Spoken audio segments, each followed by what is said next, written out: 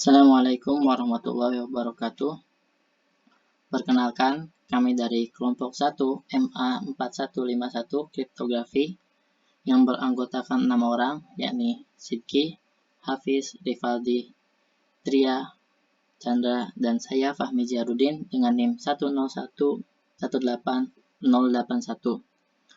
Pada kesempatan kali ini, kami akan mempresentasikan hasil diskusi kami mengenai Advanced Encryption Standard atau AES. Yang pertama yaitu definisi. Pada tahun 1997, suatu institusi di Amerika Serikat yaitu NIST mengeluarkan AES sebagai pengganti dari DES yang mana sudah dianggap tidak aman lagi digunakan. Adapun AES ini diperoleh dari sayembara yang diadakan oleh NIST. Secara sederhana, AES adalah algoritma kriptografi yang dapat mengenkripsi dan mendekripsi data dengan panjang kunci 128, 192, dan 256 bit. Adapun tujuan dibangunnya AES yaitu untuk mengamankan data pemerintah dalam berbagai bidang. Kemudian, deskripsi AES. Input dan output dari AES yaitu berupa urutan hex berukuran 128, 192, atau 256 bit.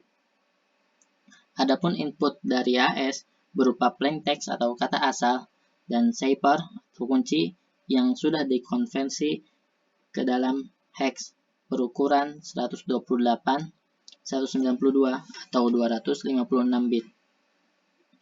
Kemudian, output dari AES yaitu berupa ciphertext yang berupa hex yang nantinya akan dikonversi ke dalam teks. Selanjutnya, setiap blok dari plain text dalam bentuk hex nantinya dienkripsi dalam sejumlah putaran, yang mana dalam sejumlah putaran tersebut akan terdapat beberapa transformasi yang dilakukan. Adapun hal yang menentukan banyaknya putaran yaitu panjang kunci. Untuk panjang kunci 128 bit, nantinya akan terdapat 4 sebagai panjang kunci dalam satuan word, di mana satu word sama dengan 32 bit, dan ukuran bloknya yaitu 4 word, dan jumlah putarannya yaitu 10.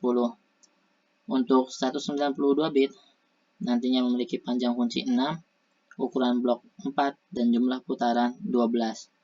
Sedangkan untuk AES dengan 256 bit, nantinya akan memiliki panjang kunci 8, ukuran blok 4, dan jumlah putaran yaitu 14. Karena AES memiliki panjang kunci terpendek yaitu 128 bit, maka ketika dideskripsi, nantinya kita akan mendapatkan 2 pangkat 128 atau 3,4 kali 10 pangkat 38 kemungkinan kunci, yang menandakan bahwa proses dekripsi memerlukan waktu yang tidak singkat. Baik, sekarang kita masuk ke bagian input, proses, dan output, di mana di sini adalah inputnya adalah plain text dan cipher key dalam format matriks hex. Sebenarnya ini adalah teks yang dirubah ke matriks hex. Lalu ada selanjutnya output, ini outputnya juga berupa cipher text dalam format matriks hex. Dan di sini kami akan memberikan contoh bagaimana teks itu dikonversikan ke dalam hex ukuran 128 bit sebagai berikut. Nah, di sini ada contoh teks That's My Kung Fu, di mana dikonversikan ke bentuk hexnya, yaitu T dikonversi ke 54, H ke 68, dan seterusnya. Dan ini akan menjadi input dari program AES itu sendiri, di mana nanti akan dibentuk matriks 4 kali 4 seperti ini. Di mana matriks ini nantinya ini akan disebut sebagai state ke depannya. Matriks ini akan selalu disebut state. Lalu selanjutnya, nah ini adalah format dari pengerjaan matriks. Pengerjaan AES, matriksnya formatnya seperti ini. Nah, nanti program AES akan bekerja dalam format seperti ini. Lanjut. Nah, di sini ada algoritma, di mana pada algoritma AES ini ada 5 fungsi yang digunakan, yaitu ada add-round key, yaitu operasi SOR pada dua matriks hex, yaitu lalu ada subbytes, di mana ini adalah substitusi nilai hex berdasarkan tabel substitusi SBox, lalu ada shift rows, menggeser entry array state dengan suatu aturan, lalu ada mix column, di mana di sini bertujuan untuk mengacak entry matrix dengan suatu aturan juga, nanti akan dijelaskan lebih lanjut. Lalu ada key expansion, di mana di sini berfungsi untuk membangun kunci baru pada setiap putaran. Nah, bagaimana kelima fungsi ini berfungsi? Selanjutnya, saya akan jelaskan bagaimana fungsi tersebut bekerja dalam algoritma AES ini. Yang pertama di sini adalah state yang paling atas ini, itu adalah plain text, matriks plain text yang awalnya tadi, yang sudah dicontohkan di awal. Lalu di sini ada cheaper k. Nah, di sini dilakukan add-round k, dilakukan SOR. Lalu didapatkan matriks state baru. Lalu selanjutnya dilakukan subbytes, lalu didapat state baru ke shift rows, lalu ke mix column, dan di add-round key. Namun tidak dengan cheaper k kali ini, tapi dengan round k 0. Nah, round k 0 ini didapatkan dari k expansion ronde ke 0. Seperti itu. Nanti akan dijelaskan lebih lanjut bagaimana k expansion itu akan bekerja. Nah, ini dan operasi pada ronde ke 0 ini dilakukan sebanyak 9 kali. Seterusnya lanjut sampai ronde ke-9 didapatkan step baru masuk ke final round. Di mana sebenarnya final round ini tidak jauh berbeda dengan ronde ke-9, hanya saja di ronde terakhir ini dia tidak melakukan operasi mix column. Seperti itu. Baik, untuk selanjutnya mengenai program dan demo dari enkripsi AES menggunakan bahasa pemrograman Python. Sebelumnya perkenalkan saya Tria, NIM 101818054. Di sini saya akan menjelaskan mengenai key expansion. Nah, fungsi dari key expansion adalah membangun key yang digunakan pada setiap putaran kunci. Nah, di sini misalkan kita akan melakukan enkripsi dengan panjang key 128 bit, sehingga diperlukan 11 putaran kunci yang terdiri dari 1 putaran awal dan 10 putaran pada iterasi.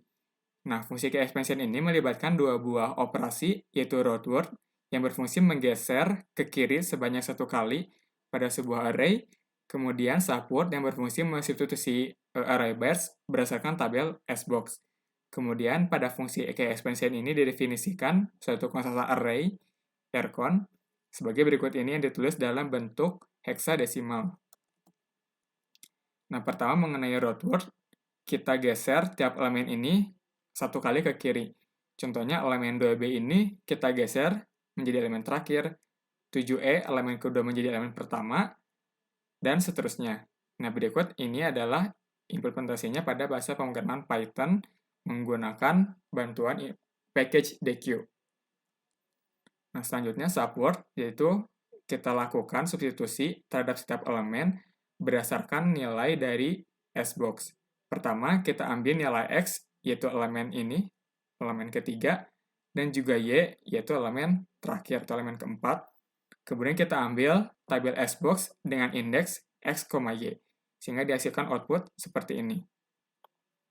Kemudian, operasi SOR, kita lakukan operasi SOR pada setiap elemen ini. Jadi, elemen pertama dengan elemen pertama, dan seterusnya. Nah, di sini operasi SOR dinotasikan dengan tanda kutip seperti ini, sehingga dihasilkan output seperti ini. Kemudian fungsi key expansion, pertama kita definisikan rcon seperti yang di awal, kemudian kita bangun sebuah array W dengan banyak baris 44, di mana kita lakukan iterasi, dan untuk 4 baris pertama, kita ambil key awal. Kemudian untuk langkah selanjutnya, kita lakukan operasi SOR terhadap WI-1 dengan WI-4. Tetapi untuk iterasi dengan kelipatan 4, kita lakukan operasi roadword terhadap WI-1, kemudian lakukan operasi subword, kemudian lakukan operasi SOR dengan array rcon I hasil bagi dengan 4, dikurangi 1, 0, 0, 0, sehingga dihasilkan W, yang akan digunakan untuk setiap round key-nya. Nah, di sini contohnya, inputnya kita punya key seperti ini dengan panjang 16, dengan melakukan operasi key expansion, maka akan dihasilkan kunci 44 kali 4, di mana 4 baris pertama ini dihasilkan dari kunci dari atas. Kemudian untuk kunci selanjutnya itu digunakan untuk iterasi-iterasi setelahnya. Nah, pada setiap iterasi akan diambil 4 buah baris dari hasil key expansion ini. Selanjutnya akan dijelaskan fungsi-fungsi yang digunakan pada setiap putaran algoritma enkripsi AES, dimulai dari subbytes. Fungsi subbytes bekerja secara substitusi, yaitu memetakan setiap elemen dari state input pada nilai yang bersesuaian pada tabel substitusi S-box. Setiap bilangan heksadesimal akan memiliki nilai fungsi yang berbeda, dan terdapat 256 bilangan heksadesimal yang mungkin. Berarti, tabel S-box memiliki 256 elemen yang dibentuk pada sebuah matriks 16 kali 16. Bilangan heksadesimal terdiri dari 2 digit. Di sini, digit pertama akan digunakan sebagai variabel baris dan digit kedua akan digunakan sebagai variabel kolom. Contohnya, bilangan 19 akan dipetakan pada nilai S-box yang berada pada baris digit pertama, yaitu 1, dan kolom digit kedua, yaitu 9. Jadi, bilangan 19 akan dipetakan pada bilangan D4. Pada implementasinya, hasil fungsi akan diperoleh dengan membuat array state yang baru dan mengisinya dengan hasil substitusi tiap elemen. Akan di looping tiap baris dan kolom elemen. Lalu diambil variabel baris dan kolom dari elemen tersebut. Variabel tersebut lalu akan digunakan untuk menentukan hasil fungsi yang bersesuaian dengan tabel S-box. Lalu, array state yang baru tersebut di-return. Selanjutnya, dilakukan transformasi shift row. Pada tahap ini, dilakukan pergeseran baris-baris array state secara wrapping. Untuk lebih jelasnya, mari kita tinjau state berikut. State di kiri merupakan kondisi state sebelum dilakukannya shift row, dan state di kanan merupakan kondisi state setelah dilakukannya shift row. Kita misalkan ya barisan yang paling atas ini adalah baris 1, di bawahnya adalah baris 2, bawahnya lagi ada baris 3, dan barisan yang paling bawah adalah baris 4. Setelah kita tinjau, kita dapat memandang transformasi shift row sebagai berikut, yaitu pergeseran baris 1 ke kiri sebanyak 0, pergeseran baris 2 ke kiri sebanyak 1, pergeseran baris 3 ke kiri sebanyak 2, dan pergeseran baris 4 ke kiri sebanyak 3. State yang ada di kiri ingin kita ubah menjadi state yang ada di kanan melalui program shift row yang telah dibuat oleh kelompok kami. Ini adalah programnya. Inputnya adalah state hasil transformasi subbytes. Ya bisa kita lihat ini sama ya dengan state yang ada di kiri ini.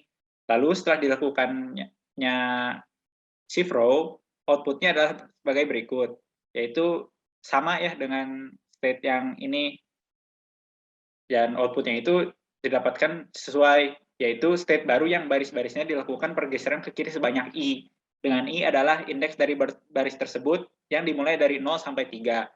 Kenapa dari 0? Karena ya kelompok kami menggunakan Python, jadi indexingnya berawal dari 0. Ya ini adalah baris 0, baris 1, baris 2, dan baris 3 yang secara kebetulan mempermudah.